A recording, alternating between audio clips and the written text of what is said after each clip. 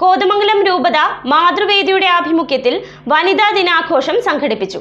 Muvattupuzha Nirmala higher secondary school ഓഡിറ്റോറിയത്തിൽ നടന്ന വനിതാ ദിനാഘോഷം റവറൻഡ് ഡോക്ടർ യുഹന്നാൻ മാർ തേഡോഷ്യസ് ഉദ്ഘാടനം ചെയ്തു. സഹനത്തിന്റെയും സമർപ്പണത്തിന്റെയും സ്നേഹത്തിന്റെയും മൂർത്തീയ ഭാവമാണ് സ്ത്രീയെന്ന് most reverend doctor Yuhanon Mar Theodosius പറഞ്ഞു. കോതമംഗലം രൂപത മാതൃവേദിയുടെ ആഭിമുഖ്യത്തിൽ വനിതാ ദിനാഘോഷം ഉദ്ഘാടനം ചെയ്ത് സംസാരിക്കുകയായിരുന്നു അദ്ദേഹം.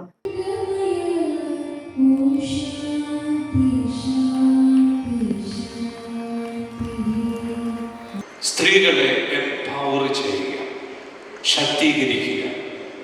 എല്ലാ മേഖലയിലും ഭാരത സംസ്കാരത്തിൽ 2ാം സ്ഥാനമാണ് സ്ത്രീക്ക് കൽപ്പിച്ചിരിക്കുന്നത്. അതിൻ്റെതായ അപജയങ്ങൾ നമ്മൾ കാണുന്നുമുണ്ട്.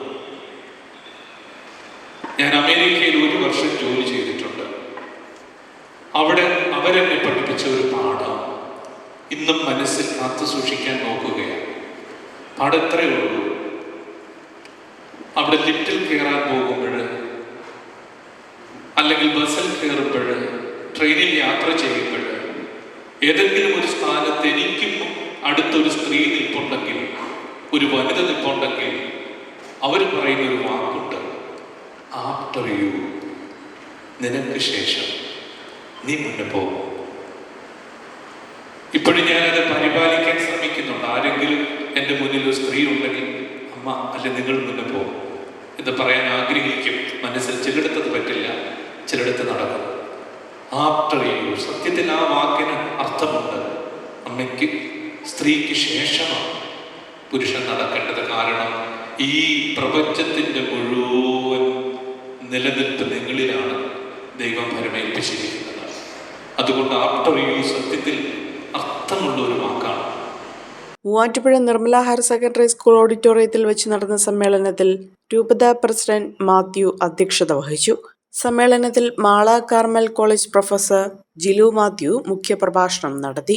കോതമംഗലം രൂപതയിലെ വിവിധ ഇടവകകളിൽ നിന്നായി 600ഓളം പേരാണ് ചടങ്ങിൽ സംബന്ധിച്ചത്. സിജി മാത്യു, മിനി ജോസ്, സിൽജ ജോളി, പ്രീത ജോണിച്ചൻ എന്നിവരാണ് വനിതാ ദിനാഘോഷത്തിന് നേതൃത്വം നൽകിയത്. Director reverend doctor Antony Puthenkulam, animator sister Annies Theres, രൂപത വൈസ് പ്രസിഡന്റ് സെലിൻ ലൂയിസ്, ജൂഡി ഡാലു എന്നിവർ പങ്കെടുത്തു. സമ്മേളനാനന്തരം മാതാക്കളുടെ വിവിധ കലാപരിപാടികളും നടന്നു. അഹല്യയിലെ വിദഗ്ധരായ ഡോക്ടർമാരുടെ ചികിത്സ കൊണ്ട് എനിക്ക് എന്റെ കാഴ്ചശക്തി പൂർണ്ണമായും തിരിച്ചു കിട്ടി. ഇപ്പൊ എനിക്ക് ഈസിയായി വായിക്കാം. നേത്ര സംരക്ഷണത്തിന് നമ്മുടെ അഹല്യ.